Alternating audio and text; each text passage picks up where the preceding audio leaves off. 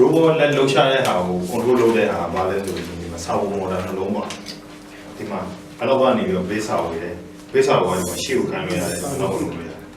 ပြီးရင်ဒီမှာ robot ရဲ့ကျိုးလက်ဟာပါနည်းနည်းလက်ကိုဟာရတယ်ကျင်းတယ်ဒီကောင်ကကျတော့ဟာလိုက်တဲ့အချိန်မှာဒီကောင် PC ကိုတော့ကောက်အောင်နော်အဲ့လို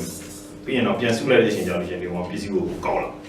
အဲ့လိုပြောရတယ်အဲ့တော့ဒီကောင်ရဲ့ motion ကိုနေပြီးတော့အဓိကနေပြီးတော့စာဝင်နဲ့ control လုပ်တဲ့အတွက်နေပြီးတော့စာဝင်အကြောင်းနေပြီးတော့အရင်ဆုံးမိတ်ဆက်အနေနဲ့ပြောပြအောင်နော်စာဝင် motor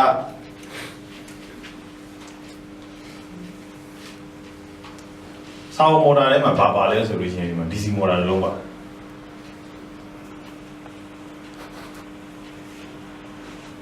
DC motor တစ်လုံးပါမယ်ပြီးရင်ဒီနားမှာစာဘိုမှာနေပြီးတော့ဒီမှာဟိုလက်လေးပါတော့နော်ဒီထိပ်မှာဒီဟာလေးအဲ့ဟာလေးလဲဖို့အတွက်နေပြီးတော့သူ့မှာနေပြီးတော့ဟိုကဆက်သွားလေးပါအဲ့မှာ gear box ပေါ့ gear box ပြီးလို့ရှိရင်ဒီမှာ output ထွက်သွားတဲ့အချိန်ဟုတ်ပြီနော်ဒီမှာဟိုကနေပြီးတော့ circuit board ကနေ input ဝင်လာတယ်နေပြီးတော့ဟိုရတယ် control pin S လို့လည်းမပြအောင်ပြီးရင် voltage pin ရယ်ပြီးရင် ground GND အဲ့တော့ဒီမှာ control pin ကနေ signal ပေးလိုက်တယ် signal ပေးလိုက်တဲ့ဟာကိုနေပြီးတော့သူကဒီမှာသူ့လမ်းမှာနေနောက်ထပ်နေပြီးတော့မှာဟိုဟာရှိသေးတယ် accelerometer ရှိတယ်အဲ့ကောင်ကဘာလုပ်တာလဲဆိုလို့ရှိရင်ဒီကောင်ကအာရုံခံတယ်ဒီကောင်ကအာရုံခံဒီပတ်လမ်းအဲ့ကောင်ကဒီကနေပြီးတော့ဥပမာနေပြီးတော့စာဝင် motor ကိုဒီမှာ90 degree လဲပါလို့ပြောလိုက်တဲ့အချိန်မှာနေပြီးတော့တကယ်လို့90 degree မလဲဘဲနဲ့တခုခု error တက်သွားတယ်ဆိုရင်ဒီကောင်ကိုပြန်လာပြီးဒီကောင်ကနေပြီးလဲအောင်နေပြီးတော့အဲ့လိုလုပ်ပြရပါတော့ဒီကောင်ကအဲ့ signal ပတ်တဲ့လမ်းကြောင်းကိုနေပြီးတော့အာရုံခံပြီးတော့စာဝင် motor ကိုနေပြီးတော့ control လုပ်တဲ့လူကနေပြီးပေးလိုက်တဲ့ degree ကိုနေပြီးတော့အတိအကျလဲနိုင်အောင်နေပြီးတော့ထိန်းပြီးပေးတယ်ပေါ့ဒီကောင်ကအဲ့တော့ချက်တယ်မရှိဘူး是有我欠我农场。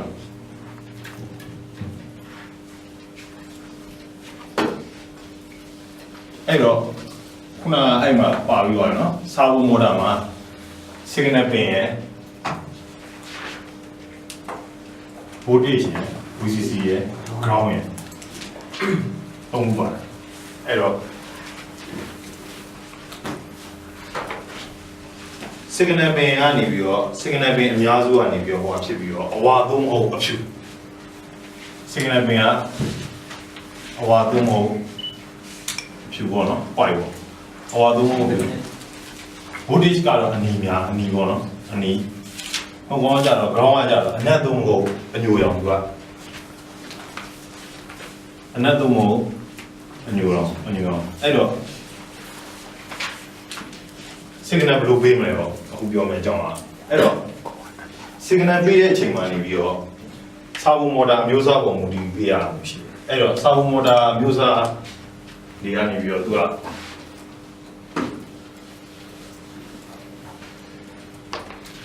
စာဝင် one ရှိတယ်ဆိုတော့ element ရှိဒီ element ကစာဝင် motor ရဲ့လက်ကို shut လို့ခေါ်တယ်စာဝင် motor shut အဲ့တော့စာဝင် motor အဲ့လေယိုးကိုနေပြီးတော့သူကအခုဒီမှာသုံးတဲ့စာဝင် motor ဆိုလို့ရှိရင်သူက180 degree လေးလို့ရတယ်ဒီမှာ3ညဒီမှာ180ဒီမှာ90အဲ့တော့ဒီကနေဒီကိုပေးတဲ့ဟာကနေပြီးတော့သူက millisecond နေပြီးတော့ millisecond နဲ့ခံပေးရတော့အဲ့ millisecond ကနေပြီးတော့သူကဟိုကနေပြီးတော့900ကနေပြီးတော့900 millisecond ကနေsorry 900 microsecond ကနေ900 microsecond 900 microsecond ကနေ2500 microsecond ဒီအဲ့တော့ဂျားတွေကလိုတဲ့ထောင်းပုံနေပြီးတော့ကြိုက်တယ်လို့ဆွဲပြီးတော့ပြောင်းနေရ millisecond ဟုတ်တယ် microsecond အဲ့တော့ဂျားတွေကနေလိုတဲ့ထောင်းပုံကြိုက်တယ်လို့ပြောင်းနေရဥပမာနေပြီးဆိုပါလို့90 degree လဲမယ်ဆိုလို့ရှိရင်ဒီကောင်နဲ့ဒီကောင်နဲ့ဘယ်လောက်ပေါ့2000กว่าလေ2000กว่าလေဟုတ်ပြီနော်2000 microsecond ပေါ့နော်กว่าအဲ့တော့ဒီကောင်ရဲ့အလယ်မှန်က1500လေ1500 microsecond အဲ့တော့ ဒီမှာ1500 microsecond လို့ပြောတယ်လို့ရှိရင်ဒီကောင်ကနေပြီးတော့ဒိန်းလိုလိုက်ကစာမော်တာရဲ့ဒီကွာလက်ဝင်ကနေပြီးတော့ဒီလိုမျိုးဝင်မှဒီဘက်ကိုလက်အဲ့လိုတကယ်လို့ဟို short မယ်ဆိုလို့ရှိရင်1500နဲ့900ကြာမှ1000အဲ့တော့1000လုံးပေးလိုက်လို့ရှိရင်ဒီကောင်ဟိုရောက်တော့45ဒီမီရောက်တော့အဲ့လိုသဘောတရားပဲဒီမှာလည်းအဲ့လိုပဲဒီဘက်ကိုသွားမယ်ဆိုရင်လည်းအဲ့လိုပဲအဲ့တော့နောက်ဆုံးဒီမှာ1800ရှိတယ်အဲ့တော့ဆောင်းမော်တာအဲ့လိုမျိုးသွားတဲ့ဟာကိုဘာခေါ်လဲဆိုလို့ရှိရင်သူလိုင်းချိန်လုံးရဲ့ဟိုပါပေါ့နော်အရှိပေါ့အဲ့လိုပြောအောင်ပေါ့အဲ့တော့ PW လို့ခေါ် press word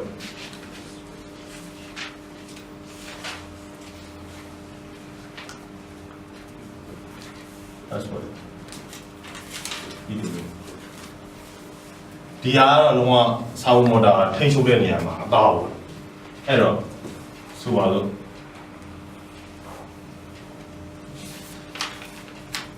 ဒါမှလည်းညင်မရှိ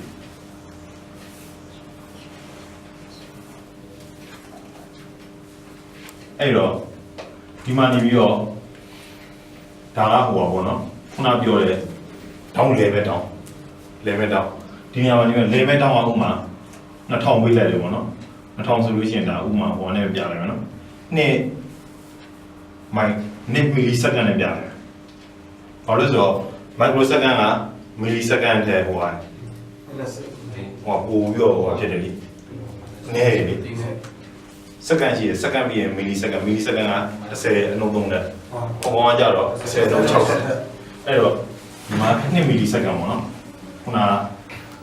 ဒီကောင်မီလီစက္ကန့်ပြန်ပြောင်းလိုက်ပြီးလို့ရှိရင်ဒီကောင်ကဒီ line တစ် line ကနေပြီးတော့ तू ကလိုချင်တဲ့တောင်းတစ်ခုကိုရဖို့တက်ပေါ့နော်ပြီးရင်နောက် line တစ် line ကြာလို့ရှိရင် तू ကဟိုဟာပြုတ်ပေါ့နောက် line တစ် line ထပ်ဖြုတ်ဖို့အတွက်ခုနဒီလိုပဲ2မီလီစက္ကန့်ထပ်ဖြုတ်ဖို့ဂျားမှနေပြီးတော့မော်တာဘောကိုမူတည်ပြီးတော့18မီလီစက္ကန့်သို့မဟုတ်20မီလီစက္ကန့်ကြာအဲ့လိုအဲ့တော့တောင်းတစ်ခုကိုရဖို့ထွက်ကြတော့စီရင်ဥမာဒီနားမှာရှိရဲ့ကောင်ကို90 dB ကို sorry 2000ဆိုရတဲ့ဟိုပြောအောင်135 dB ဟုတ်ပါနော်135 dB ကိုလေဖို့အတွက်ဝင်ပြီးတော့ဒီကောင်က2000မီလီစက္ကန့်ဆိုပြီးပြောတယ်လို့ရှိရင်ဒီကောင်ကစာဘောကတော့သိဒီကောင်ကလက်တံကနေပြီးတိုက်တဲ့နေရာမှာရှိဒီခုနကသူပြောတဲ့မီလီစက္ကန့်နေရာကိုရောက်အောင်သွားတာအဲ့လိုဒီကောင်က2000မီလီစက္ကန့်2မီလီစက္ကန့်လို့ပြောတဲ့အတွက်နေပြီးတော့ခုန135 dB ကိုဒီကောင်ရောက်အောင်သွားတယ်အဲ့တော့အဲ့ရောက်အောင်သွားဖို့အဲ့ကြာတဲ့အချိန်ထိကိုနေပြီးတော့ဒီ line ကနေတော့မပြတ်ပေးနေတာအဲ့တော့နောက်ပိုင်း program ရေးတဲ့အချိန်မှာနေပြီးတော့အဲ့မှာရေးထားတဲ့ဟာကိုသွားပြီးတတိထားမိနေမယ်အဲ့တော့ for loop လေးနဲ့ပတ်တာရှိတယ် for loop 100ဆိုပြီးတော့အဲ့လိုမျိုးသူကဒီဟိုဟာကိုနေပြီးတော့ရောက်ဖို့တော့ကိုနေပြီးတော့အဲ့လို100ပေါ့နော်အချိန်ကြီး100အဲ့ signal ကိုမပြတ်ပေးတာအဲ့ခုနပြောတဲ့ခုနဒီမှာ input pin ရှိရလေ S ရယ် VCC ရယ် ground ရယ်အဲ့ signal pin ကိုနေပြီးတော့ဒီ line ကိုထည့်ပေးလိုက်တာမြင်လာနေမျက်စိရတော့အဲ့ဒီ second ဒီခုနဒီ width ကိုနေပြီးတော့ဒီ PW ကိုနေပြီးတော့ဒီ S pin နဲ့ကနေပြီးတော့ထည့်ပေးလိုက်တာဒီ line တိုင်းအဲ့တော့ဒီကောင်ကအဲ့ line တိုင်းသွားနေတကယ်လို့တောင်းပြောင်းနေတယ်ဆိုလို့ရှိရင်ဒီကောင်ကအဲ့ခုနပြောတဲ့ signal ကို0ပြန်ပေးပြီးတော့0ပြန်ပေးလိုက်တယ်အဲ့ခုနဒီကောင်တက်ထားတဲ့ pin ရှိရအောင်အဲ့တော့အဲ့ pin ကို0ပြန်ပေးပြီးတော့ဒီကောင်ကနောက် line တစ်ခုထပ်ပြောင်းလိုက်ဥပမာဆိုပါလို့ဟိုသွားနေတာ90ကိုပြန်သွားနေတာအဲ့ဒါ1500ပြောပါ1500 microsecond အဲ့တော့ခုနပြောသလိုပဲအဲ့တော့ဒီကောင်ရ line ကနောက်တစ်မျိုးပြောပါအဲ့တော့ဒီ line ပြီးလို့ရှိရင်နောက်တစ် line ဝင်ပြန်အဲ့တော့ဒီမှာလည်းအဲ့လို18သုံးဖို့အဲ့လိုဆိုတော့ဒီမှာ20ပဲထားလိုက်နော်20မီလီစက္ကန့်20မီလီစက္ကန့်ပြီးလို့ရှိရင်တိုင်းကသေးပါအောင်အဲ့လိုအဲ့တော့ခုနအတိုင်းပဲအဲ့ကောင်လည်းအဲ့လို90 degree ကိုရဖို့အတွက်နေပြီးတော့အဲ့ line ကိုပေးထားအဲ့လိုသဘောတရားမျိုးအဲ့တော့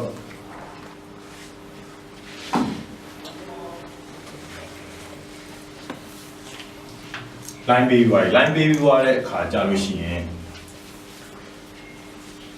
ဆောင်းမော်တာကိုနေပြီးတော့ဒါကြာလို့ရှိရင်ဒီကဆောင်းမော်တာကိုနေပြီးတော့အကုန်လုံးကိုနေပြီးတော့ဒီလိုပဲလဲတယ်ပေါ့နော်တောင်းတက်မှန်တာဒါမဲ့ မော်တာကိုမှားပြီးတော့အဲ့ဒီဟိုအောင်နေပြီးတော့ခုနပြောတဲ့ line ကိုနေပြီးတော့ဒီ password ကိုပေါ့နော် P2 ကိုမှားပြီးလို့ရှိရင်နေပြီးတော့အထက်ကဟိုဟာတွေကဒီဟာဘောက်စီကဒီကောင်ကနေအတင်းလှည့်တာအဲ့ဒီဘက်ကိုမရအောင်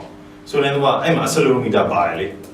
ဒီကောင်က accelerometer ကဒီကောင်ကတောင်းကိုအာရုံခံတာသိရမလားတောင်းကိုအာရုံခံတဲ့အချိန်မှာဒီကောင်ကဆိုတော့အဲ့မှာမီလီဟိုဟာပဲလေတဲ့စာဝေးရှိတယ်တချို့ဟာတွေကနိုင်လက်တန်နဲ့ဒီဘက်ကို60ဒီဘက်ကို60လေးတာရှိအဲ့ရရှင်းပြအောင်အဲ့တော့စာဝမော်တာတွေကိုတွားကြည့်လိုက်မယ်ဆိုလို့ရှိရင်စာဝမော်တာတွေကဥမာ180လေးတန်လုံးမရေးထားဘူးသူကဥမာနေပြီးစာဝမော်တာရဲ့မော်တွေပေါ့နော်ဥမာဆိုတော့ဒီကောင်ဆိုလို့ရှိရင် ICCO NF ပေါ့နော်ဒီကောင်ဆိုလို့ရှိရင်ဘယ်လိုရေးထားလဲဆိုလို့ရှိရင်90 degree plus or minus ဒီကောင်ကစာဝမော်တာရဲ့အလဲတန်ကြီးတယ်အလဲတန်က1500 microsecond ဟုတ်နော်အဲ့တော့ဒီဘက်ကို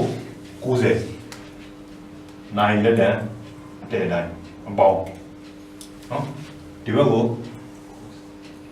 90အဲ့လိုပဲတခြားစာဖို့ရေးရှိတယ်အဲ့ကောင်တွေက60လို့45လို့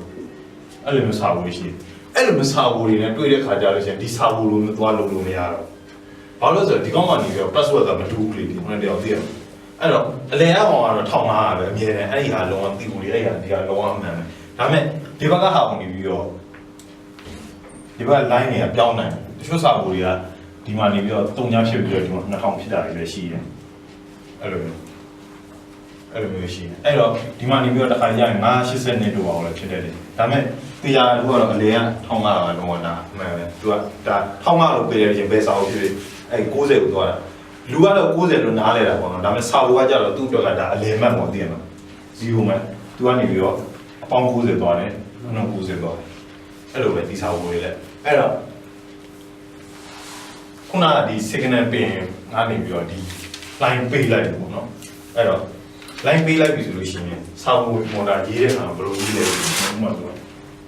port စီကနေပေးပြီဟုတ်နော်ဒီမှာဆိုလို့ရှိရင်ဒီ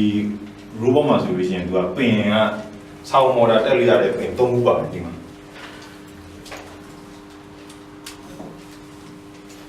ကြောင်ပြတယ်စာအုပ်မော်တာတက်လို့ရတဲ့ပင်3ခုပါတယ် S ရဲ့ voice S ရဲ့အပေါင်းရဲ့နှုတ်ရဲ့ဆိုပြီးရေးတာပင်3ခုအဲ့ပင်3ခုကဘာလဲဆိုလို့ရှိရင် B4 ရဲ့ C5 ရဲ့ B5 ရဲ့အဲ့ဒါဆိုတော့ဥပမာ B4 ကနေပြီးမှာဟုတ်နော်အဲ့လိုပေါ့ပေါ့နော်ပို့အပူကနေပြီးလိုက်တယ်မှာ1လို့ပြီးလိုက်1ဆိုရတဲ့ signal လာမယ်နားလဲသွားအဲ့တော့ဒီကောင်ကဘယ်လောက်နဲ့ပေးမှာလဲအဲ့တော့ဒီလီဟောmicrosecond ဟုတ်ပြီနော် microsecond ဟောင်းမှာဘာလို့နေပြီးတော့ microsecond ပြောင်းလဲ millisecond နဲ့မရေးလို့မရဘူးလားအဲ့လိုမေးလိမ့်မယ်ဘာလို့လဲဆိုလို့ရှိရင် microsecond မှာနေပြီးတော့ရေးတဲ့ဟာတော်တော်များများမှာနေပြီးတော့ဒီထဲမှာ constant နဲ့ထည့်ရ constant ထည့်ရပြီးရင်အဲ့ကောင်ဒါမှမဟုတ်ဖြစ်လို့မရအတိအကျထည့်ဆိုရင်တော့ဟိုရေးတဲ့အချိန်မှာလေဟုတ်တယ်ဒီကောင်မှာပဲဒီကောင်မှာနေပြီးတော့အဲ့ဟိုဟာတွေပေးတာ line ချိန်ကုန်တွေပေးတာလို့ပြီးရင်တော့ delay ခန့်တာလို့အဲ့ကောင်တွေမှာနေပြီးတော့တချို့ဟာကြတော့ programming နဲ့ကျွမ်းကျင်တဲ့လူတွေက function return ပြန်လာတယ်သုံးတယ်သိရမှာဒီထဲမှာနေပြီးတော့ကဏ္ဍတန်ဖိုးမထည့်ဘဲနဲ့အဲ့လို function ကနေ return ပြန်တဲ့တန်ဖိုးထည့်ပဲ function တွေရကောင်ထည့်ပဲလို့မျိုးရှိတယ်အဲ့လိုအချိန်မှာမရဘူးအဲ့တော့ဒီကောင်ကအားကြောင့်မလို့နေပြီးတော့အဲ့လိုမျိုးဟာတွေထည့်လို့မရဘူးဒီကောင်လုံးဝ constant ဖြစ်ရမယ်အားကြောင့်မလို့ကိုကဒီကောင်ကနေပြီးတော့ microsecond ပြောင်းပြီးရေးတယ်အဲ့လိုပြီးလို့ရှိရင်ဒီကောင်ကိုဒီပို့မှာ0ပြန်ခံမှာဒီပို့ပြီးပဲပေါ့နော် M0 ပြန်ခံတော့နော်0ပြီးရင်ဒီလေးခုနပြောတဲ့ line ရှိပြီဒါမျိုးလေ18 3 20 ms အဲ့ကောင်ခံတယ်ဒီမှာကျတော့ ms နဲ့ရေးလို့ရတယ် ms နဲ့ရေးရင်လည်းရတယ် microsecond နဲ့ရေးရင်လည်းရတယ် millisecond နဲ့ရေးရင်လည်းရတယ်ဘာလို့လဲဆိုတော့ဒီကောင်ကျတော့ဟိုပါပဲလေကင်ကရန်နဲ့များသွားတယ်ဒီကောင်ကတကယ်လို့သာ microsecond နဲ့ရေးမယ်ဆိုရင်တော့2000လို့ရေးရအောင်ဒါပေမဲ့ millisecond နဲ့ကျတော့20ပဲရေးလိုက်အဲ့ခါကျလို့ရှင်ဒီကောင် line တစ်ခုဒီကောင်တစ်ခုကဒီ line တစ်ခုကိုစားပြီးအဲ့လိုအဲ့တော့အဲ့လို line ဝင်ပြီးတော့ချိန်လုံးများဆိုပေးမှဒီကောင်ကချိန်လုံးများဆိုပေးရဲဆိုတာလှည့်တဲ့ထောင်းပုံမူတူတာမသိမှာအဲ့ဒီ တောင်းတစ်ခုရဖို့တဲ့အဲ့ကောင် line ကိုနေပြီးတော့အဲ့လိုပိတ်လိုက်တဲ့အချိန်မှာနေပြီးတော့အဲ့ line ကိုမူတည်ပြီးတော့ဒီကောင်ကသူတတ်မှတ်ထားတဲ့တော့90ရောက်သွားအဲ့လိုအဲ့တော့ဒီဟာနားလည်လို့ရှိရင်အဲစာအုပ်ကိုကန်ရေးလို့ရတယ်ဒါပေမဲ့ခုနပထမလက်ခံမှတော့မလို့ပဲအဲ့မှာဟိုဟာပေါ့တွေကိုအဲ့လို select လုပ်တာအဲ့ဒီဟာတွေကိုတတိထား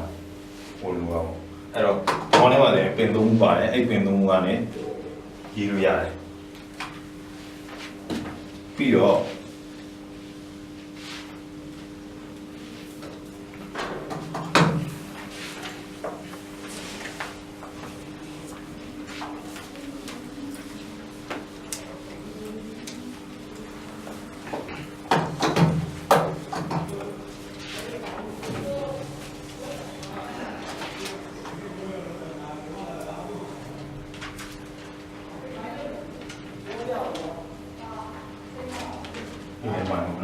အဲ့တော့စာပုံကနေပြီးတော့ဥမာနေတချို့တွေကဒီထဲမှာပါပြီးတချို့လူတွေကစဉ်းစားရင်စဉ်းစားမိလိမ့်မယ်ဥမာနေပြီးတော့ဒီမှာနေပြီးတော့1500လို့ပြောရောက်နေပေါ့နော်1500လို့ပြောနေပေါ့အဲ့တော့ငါဒီ1500ကနေပြီးတော့ဥမာနေပြီးတော့ဟိုဟာကိုသွားခြင်းတယ်ဆိုလို့ရှိရင်ဒီကောင်ကတချို့တွေကကြတော့အဲ့လိုမျိုး1500ကနေပြီးတော့1500လက်ရှိရောက်နေတဲ့နေရာကနေပြီးတော့ဥမာနေပြီးတော့90ကနေ91ဒီဂရီကိုသွားခြင်းတယ်ပေါ့နော်အဲ့ဒါဆိုလို့ရှိရင်ဘယ်လိုဖြစ်မလဲဆိုလို့ရှိရင်ဒီကောင်ကဟိုပါပေါ့စုစုပေါင်းငါဟိုဟာရှိရပေါ့900ကနေ2500လေးဆိုတော့2000ရှိတယ်2000ရှိတယ်2000နေပြီးတော့180နဲ့စလိုက်လို့ရှိရင်ဒီကောင်ဟိုပဲ17လောက်ရအဲ့တော့တချို့တွေကစဉ်းစားရင်စဉ်းစားမိနေမှာအဲ့တော့1500မှာဒီကောင်လက်ရှိရောက်နေ90နောက်လည်း17 line ပေးလိုက်လို့ရှိရင်17ဆိုပြီး line တက်မပေးလိုက်လို့ရှိရင်91ရောက်သွားမယ်လို့ထင်နေတယ်ဒါပေမဲ့အဲ့လိုမဟုတ်စာပုံမှာနေပြီးတော့သူ့အနေနဲ့သတ်မှတ်ထားတဲ့တောင်းတမှုရှိပြီးသားဒီကောင်မှာ900ကနေစတာပေါ့နော်900ကနေ2500အဲ့တော့ဒီမှာသွားပြီးအဲ့လိုပေါင်းထည့်တဲ့သဘောတရားတွေဒီမှာသင်္ချာမှာလိုမျိုးတွေအဲ့လိုမျိုးပြေးလို့မရအောင်ဆိုတော့ပြောပြအဲ့တော့တခုသွားခြင်းနေဆိုရင်ဒီကနေပဲဒီကိုသွားခြင်းနေဆိုရင်ဒီတော့မှလည်းဒီနေရာမှာတန်မိုးရှိအဲ့တန်မိုးအဲ့ခုနပြောတဲ့ဒီပို့ပြီးတော့ဗောနော်ပို့ပြီးတော့ဒီမှာဒီလေးမိုက်ခရိုစက္ကန့်ပေါ့နော်အဲ့ခံတဲ့ထဲမှာသွားထည့်ပြရမှာဒီတန်မိုးအဲ့လိုမျိုးရှိတယ်အဲ့တော့ဒီတောင်းတွေကအကုန်လုံးကနေပြီးတော့အကုန်လုံး constant နေကြီးပဲအဲ့တော့ဒီမှာခုနပြောသလို61ရောက်နေတယ်61ရောက်နေတော့62ရောက်ချင်လို့ဆိုပြီးတော့17တော့ပေါင်းလိုက်တာမျိုးကိုသိရမှာအဲ့လိုမျိုးတော့လုပ်လို့မရဘူးအဲ့တော့17ပေါင်းရင်ဘာလုပ်အောင်လဲ61ရောက်ချင်လို့ရှိရင်ဒီမှာ17ပေါင်းလိုက်အဲ့မှာ1500နဲ့17ဆိုပြီးရင်ဒီကောင်ကလုံးဝအတိအကျကိုလဲပြီးလိမ့်မယ်အဲ့လိုမျိုးအဲ့ကြောင့်မလို့စားဖို့နေပြီးတော့ဘယ်နေရာတွေမှာသုံးတာလဲဆိုခုနလိုလုံးဝတောင်းအတိအကျနဲ့နေပြီးတော့လဲရင်တဲ့ဟာမျိုးတွေတို့ပြီးလို့ရှိရင်တော့အဲ့လိုလင်းနေပါလေနောက်ကနေပြောသွားပြီလက်တယ်လင်းအောက်ကနေပြီးတော့ဆင်းတာတော့ပေါ့လေလင်းတောင်းပန်နေကနေပြီးတော့လင်းရဲ့ direction ပြောင်းတာတော့အဲ့လိုမျိုးတွေဒီ one direction control လုပ်တဲ့ဟာတွေမှာသုံးတယ်အဲ့လိုမျိုးစာဝါသူကလုံးဝ down တိကျလဲပြီးမယ်ဒါပေမဲ့ပေးတဲ့ signal ကလည်းလုံးဝအဲ့လိုမျိုးအတိအကျဖြစ်နေရတယ်ဒါဆိုအဲ့လို